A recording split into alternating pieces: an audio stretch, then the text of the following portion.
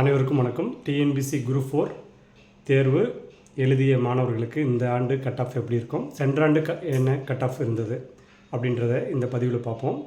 இப்போது TNPSC group 4 பொறுத்த வரைக்கும் சென்ற ஆண்டு தேர்வு ரொம்ப கடினமாக இருந்தது. அதாவது எழுதின உடனே எல்லோருமே இன்னும் டிஎன்பிசி குரூப் 4 எக்ஸாமாக குரூப் 1 ஐஏஎஸ் எக்ஸாம் மாதிரி ரொம்ப டஃப்பாக இருந்தது.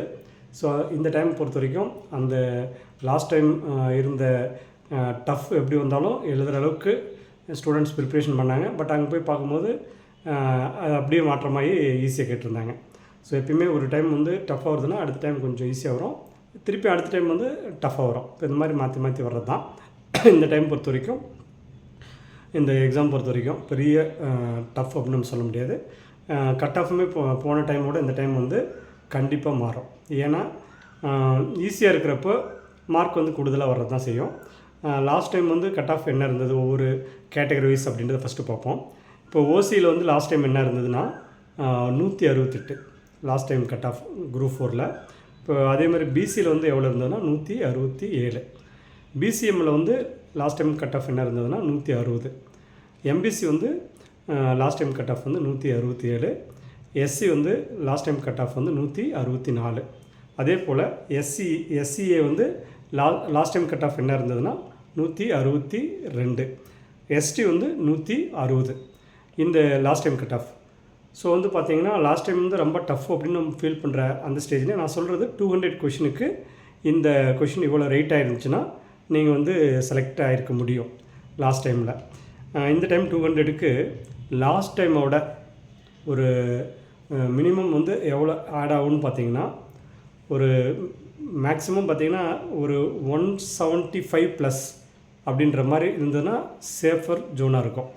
இப்போது 170 நாங்கள் வந்து இந்த டைம் திங்க் பண்ணுறது ஜென்ரல் வந்து பார்த்திங்கன்னா ஒரு 180 ±5, ஒன்று +5 இருக்கலாம், ஒரு +-5 இருக்கலாம்.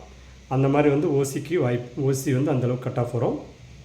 பிசி வந்து பார்த்திங்கன்னா ஒரு 175 +5 ஆர் -5, அதாவது அந்த கட் ஆஃப்குள்ளே தான் வரும். அது ஒரு 2-3 கூடுதலாக இருக்கலாம், குறைவாக இருக்கலாம். ஏன்னா இந்த டைம் எழுதியிருக்க கொஞ்சம் நெஞ்சம் இல்லை, 20 லட்சம் பேருக்கு பக்கம் அப்ளை பண்ணி 15 லட்சத்துக்கு மேலே வந்து இந்த தேர்வு எழுதுகிறாங்க அப்படின்னு வர்றப்போ கட் ஆஃப் வந்து கண்டிப்பாக கூட தான் செய்யும். கம்மி வேக்கண்ட்டாக இருந்துச்சுன்னா நம்ம வந்து கட் ஆஃப் எழுதுறவங்க கம்மியாக இருக்கும்போது கட் ஆஃப் வந்து குறையுன்னு சொல்லலாம். இதில் வந்து பார்த்திங்கன்னா எழுதியிருக்கவங்களே அதிகமாக இருக்கிறதுனால பிசியில் வந்து ஒரு 175 +5 ஆர் -5 அந்த இதுக்கு வாய்ப்பு இருக்குது. ஆனால் 175க்கு மேலே இருந்துச்சுன்னா தைரியமாக இருக்கலாம்.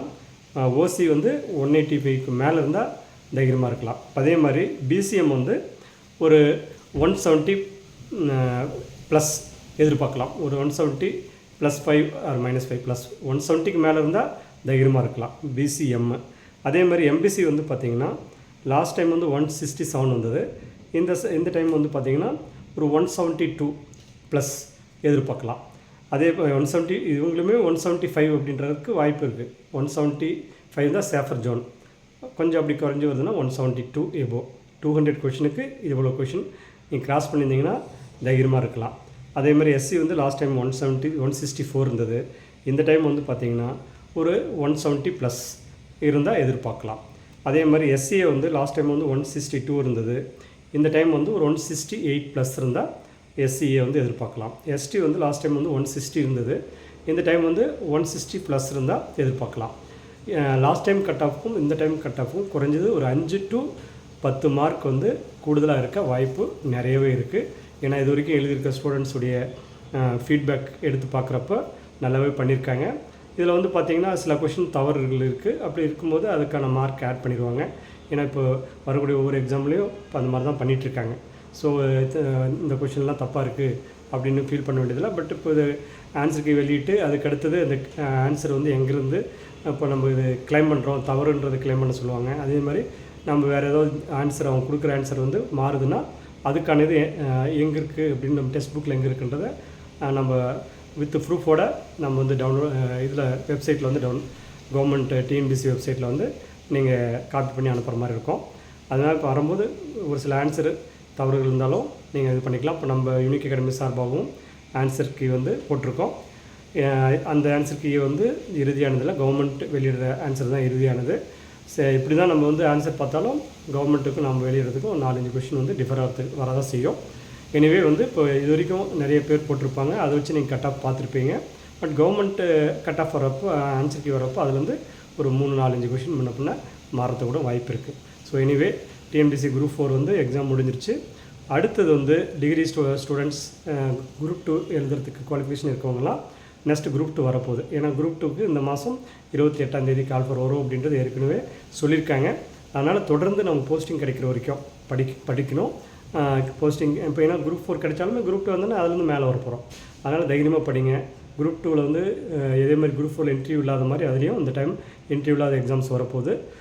டிகிரி முடித்த மாணவர்கள் எல்லாமே குரூப் 2க்கு படிக்கலாம். அதே போல் இந்த குரூப் 4 ரிசல்ட் வந்து ஜனவரியில் தான்ன்றது ஏற்கனவே ஷெட்யூல்லே கொடுத்துருக்காங்க. அதனால் வந்து இப்போ எக்ஸாம் முடிச்சுட்டு அந்த ரிசல்ட் வர வரைக்கும் காத்துட்டு இல்லாமல் அடுத்தடுத்து வர தேர்வு உங்களுக்கு குவாலிஃபிகேஷன் தகுந்த மாதிரி ப்ரிப்பேர் பண்ணிகிட்டே இருக்கணும். ஏன்னா நம்ம வந்து இந்த எக்ஸாம் பொறுத்த வரைக்கும் ஒரு போஸ்டிங் கிடைக்கிற வரைக்கும் தொடர்ந்து முயற்சி பண்ணிகிட்ருக்கப்போ போஸ்டிங் வாங்குறது ரொம்ப ஈஸி. All the best. நல்லா எழுதியிருக்கிற மாணவர்கள் எல்லாமே இந்த கட் ஆஃப்க்கு மேலே இருக்கவங்களாம் தைரியமாக இருக்கலாம். அதே மாதிரி அப்படி இருந்தாலும் அடுத்தடுத்த தேர்வு வந்துன்னா எழுத ஆரம்பிங்க. போஸ்டிங் வரப்போ நம்ம எது வேணுமோ சூஸ் பண்ணிட்டு போயிட்டே இருக்கலாம். அதே போல் டிஎன்பிசி குரூப் 2க்கான பயிற்சி யூனிக் அகாடமியில் ஸ்டார்ட் ஆகுது. ஆன்லைன் ஆஃப்லைன் ரெண்டுமே இருக்குது. அதே மாதிரி மாடல் டெஸ்ட் இருக்குது. நிறைய பேர் வந்து இந்த மாடல் டெஸ்ட் எந்த அளவுக்கு எழுதுகிறாங்களோ அந்தளவுக்கு மார்க்கை நல்லா ஸ்கோர் பண்ணலாம். நிறைய மிஸ்டேக்ஸை வந்து கரெக்ட் பண்ணலாம். அந்த மாதிரி டெஸ்ட் பேட்ச் வேணாலுமே இருக்குது. உங்களுக்கு தேவைன்னா யூனிக் அகாடமி 16 அத்வைத ஆசிரமம் சாலை, சேலம் புதிய பேருந்து நிலையம் அருகில் உள்ளது. உங்களுக்கு ஏதாவது டவுட்டுன்னா 7868999794 9443237648 என்ற எண்ணிலும் தொடர்பு கொண்டு நீங்கள் தகவல் தெரிஞ்சுக்கலாம். நன்றி. அடுத்த ஒரு பதிவில் சந்திப்போம். வணக்கம்.